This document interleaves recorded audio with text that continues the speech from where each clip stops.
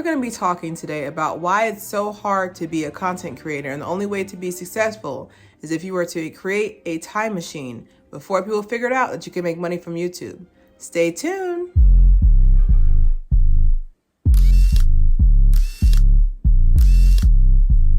All right, welcome to another episode of Haire. I'm going to break this video up into 3 parts. I'm going to break it up into tips that you need to know right now on how to be a small content creator / YouTuber, and then we're going to split it into the second part, which is the reality of it, and number C, is it worth it? Is it worth it? All right, so the first things first, the first tip you need to do is that you need to download Vlogstar and TubeBuddy. All right, because what's happening is that you guys don't understand. You can have the best content in the world, but if you're not using the right apps to edit and as well as tag, you might as well delete the video, because YouTube will. Anyways, but I feel like I wish somebody would have told me, you're supposed to tag your title. You're supposed to be able to tag your title, and you're supposed to also be able to tag your title, and you're also supposed to tag within the description. You're also supposed to tag underlining tags where it says, do you want to insert tags? And I'll put that screenshot there. But there was a lot that I wish somebody would have put me on. It should have been things that you need to do to start a YouTube, for real. Because most of the time people are trying to push stuff. Like I said, Vlogstar and TubeBuddy are not sponsoring yet. Okay. But I really feel one second, this allergy season attacked so aggressively. If you hear me sneeze in a couple minutes, but I feel like that was the number one thing. Number 2 is, I wish I had a time machine. Sorry, Priscilla, but with Money Long. But I feel like if you can create a time machine and go back in time before people realize that you can monetize YouTube views, I promise you, most of the people that you know to this day, no offense, but most of the people that you know that are big YouTubers, they're people who have been doing this forever. Okay, it's nothing you did, it was just timing. But the thing about it is the way I look back at it is that during that time when a lot of people were doing YouTube, I was in undergrad. I was in poverty. I barely had 2 pennies to rub together, much less have time to edit. If I had any energy when I was in university, I was working. I didn't have time for YouTube. Now I do. It's funny how you have more time as you get older. But it's just crazy that I really feel once they found out they could monetize YouTube, the talent and I feel like the talent and the overall just drive to make quality videos went out the window. I feel like it's just okay, well, I'm just trying to get views. Another step that you need to be using is your thumbnail. Now Vlogstar actually has the feature where you can make the thumbnail in the app. Vlogstar's basic thing is that I don't want you to want for nothing. That's Vlogstar's mindset. So Vlogstar now has a thumbnail maker, and the thing about the thumbnail maker is literally the reason why people even click on videos. Sometimes people use it to their advantage, they'll show a girl's bum or they'll show a guy's muscular arms or chest, But other than that, people are the only reason why you're clicking into the thumbnail. Another thing that I've learned as well was that a lot of people use celebrity faces, because the thing about it is when you use a celebrity face, I feel like when you use a celebrity face, the algorithm kind of sees their face and they're just okay, let's push that forward, not knowing that it's attached to a commentator. So a lot of people you'll see in the background where they'll have the celebrity in the background, they'll Photoshop their face into it, and that's perfect because the algorithm sees that thumbnail as a celebrity, so they're pushing the celebrity forward, and then you get a cool commentator at that. Timing. So timing is very, very, very important. I even have a calendar of events, certain holidays that I want to celebrate. Timing is everything, because like I said, there are certain videos where I have to put them out because it's going to be dead by Friday. For example, with the Rihanna video of when she did her, pregnancy gender reveal, if I didn't comment on that Monday, it would have been dead by Friday. By Friday, everybody was over it. Timing is everything. That's why it's very good to make evergreen videos like this one. Eventually this will blow up.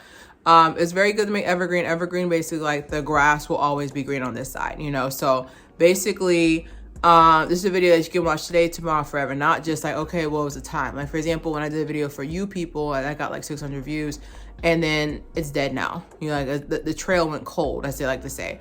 So you got, it's all about timing. So definitely keep your ears and eyes to the streets.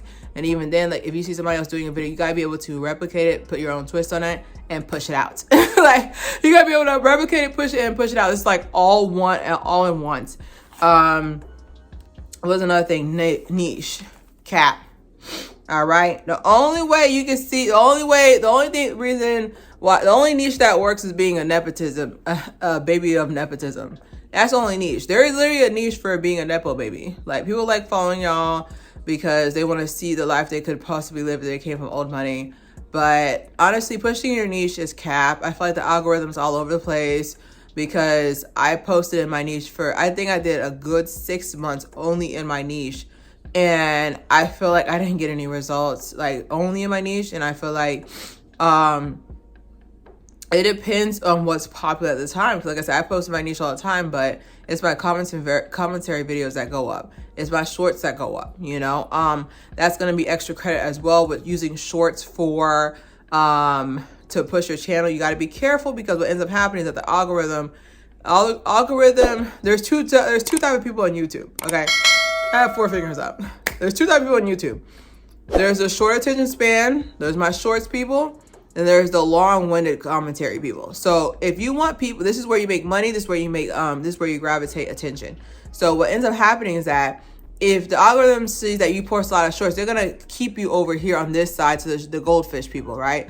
But if they see you do longer videos, they're going to put you over to the commentary videos. Now, me, I do a combination of both because I'm so small. But eventually, I want to get to where I do like a short maybe every 3 months or something. That is a really dope video. Compared to I'm putting shorts so you guys can know me. And that's how you fell upon my page.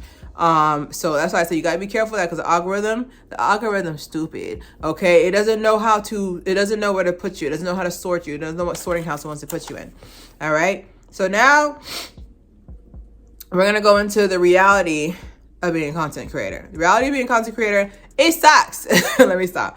But I feel like the carrot is very far. I'm going to show a screenshot of what it takes to earn money as a monetized channel and then how much money you can make off of the monetization once it happens.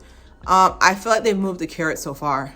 Like they've moved the carrot so far. Like I like to do inflation for my views.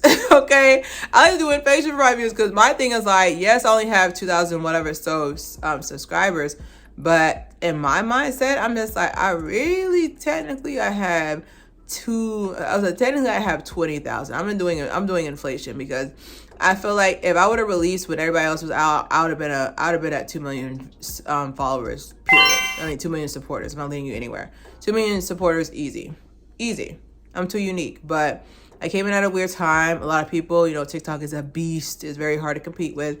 But like I said, I'm slowly biding my time. But I can tell you this for sure is that I can definitely say that they've moved the carrot so far that doesn't even make any sense. Like, all right, number 2, camera versus iPhone. Like I've told you guys, I promised you that I'm not buying a camera till you invest in me. For you to invest in me, I have to be monetized.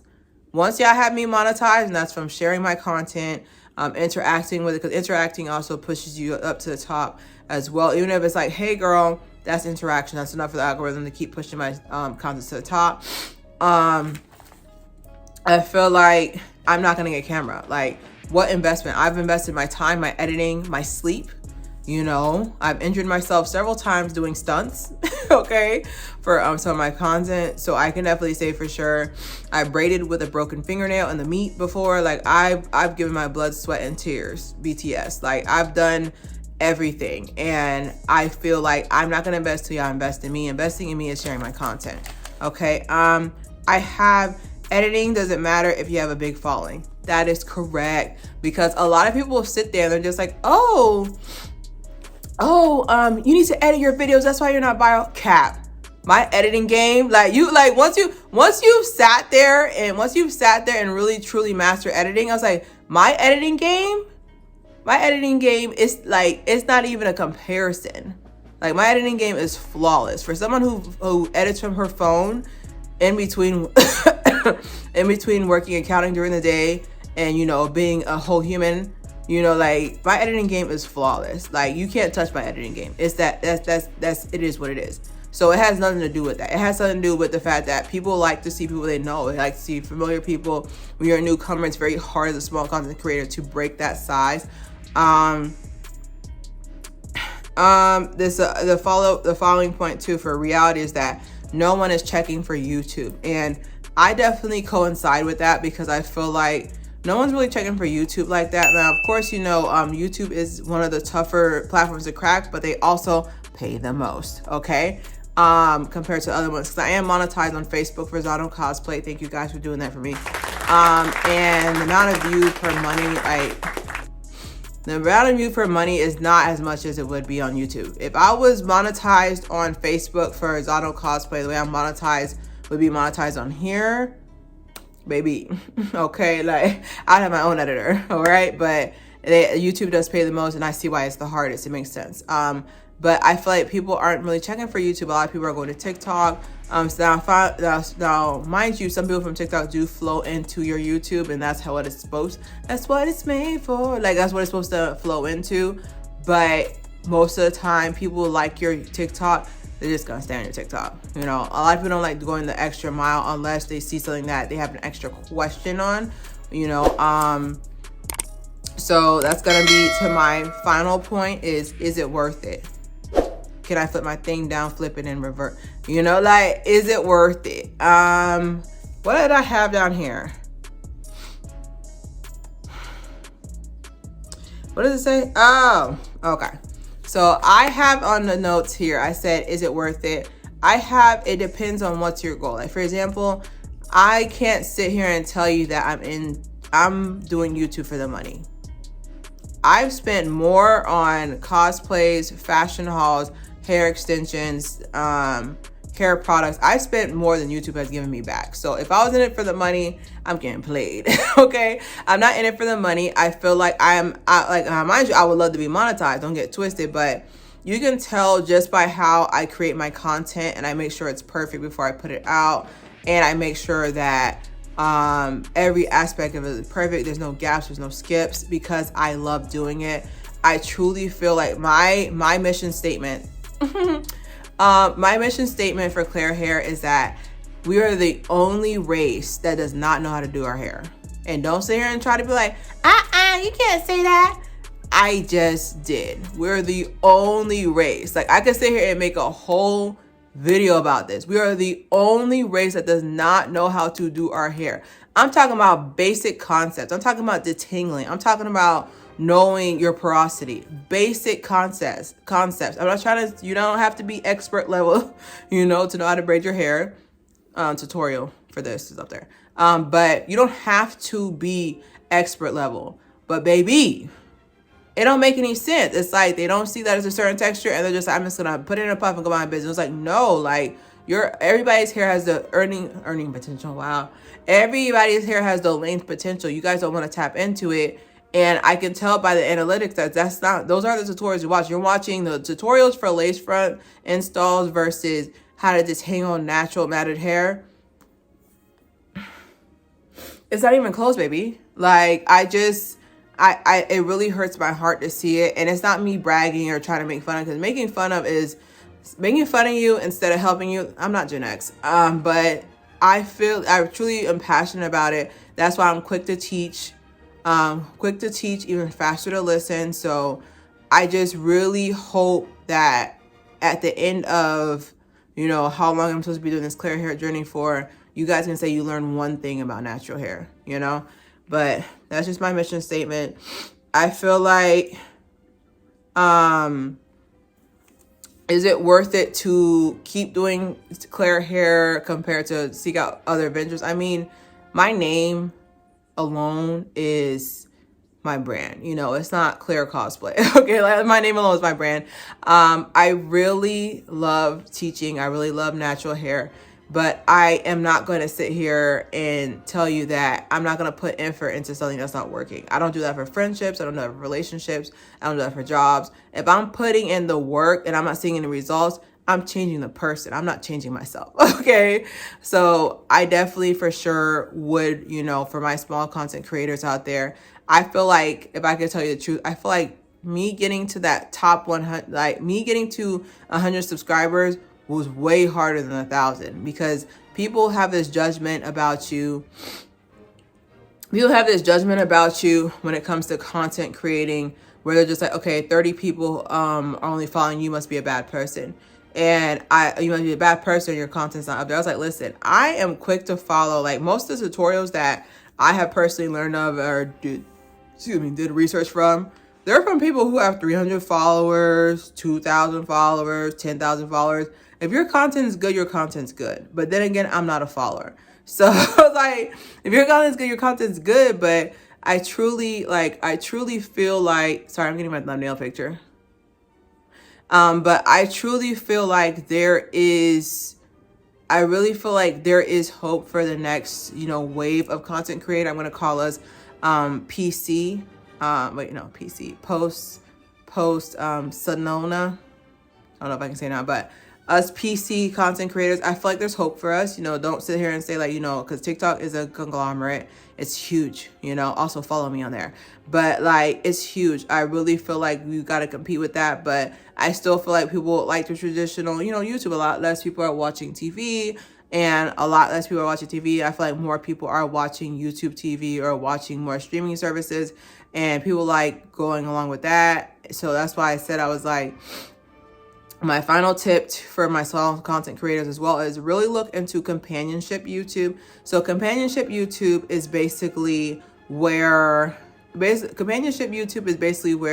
people are going out less. Okay. People are going out less. They want to feel like they have a partner. They don't want to feel alone. So a lot of content creators like Abba and Preach, Kenny JD, some of my faves, they have this thing where they will react to something and then like you kind of react with them, if that makes any sense. So it kind of gives you that false sense that you're not alone, you're part of something. And a lot of people are looking for that right now, especially because, you know, more and more people are staying inside. I really feel like PC really messed a lot of people up mentally, where they're just like, I can actually exist inside my house without going outside, you know. So I feel like a lot of companionship YouTube is definitely sweeping the market. They're definitely paying the bills with that. That's why gossip channels will always make money, because it's just the fact that like it's building a sense of community, because people don't want to go out. People have been burned by previous people have been burned by previous relationships, whether that's on a friendship or relationship level, to where they're just like, I can kind of like soft launch my connection that I want to do. And you can do that through companionship YouTube, where, you know, a lot of vlogs make a lot of money.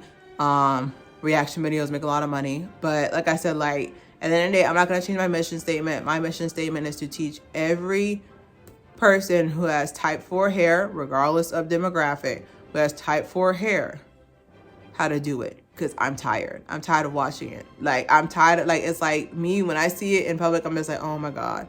Like, all you had to do was watch 2 videos. Like, all you had to do was watch 2 videos. And it's not a judgmental thing, but like, I feel ashamed that like, out of all the people, now mind you, there's a lot of history tied into why we don't know how to do our hair. So don't try to sit there and say I'm dense. But I really feel like it's 2023. There's too many videos out there. There's too many of us out there.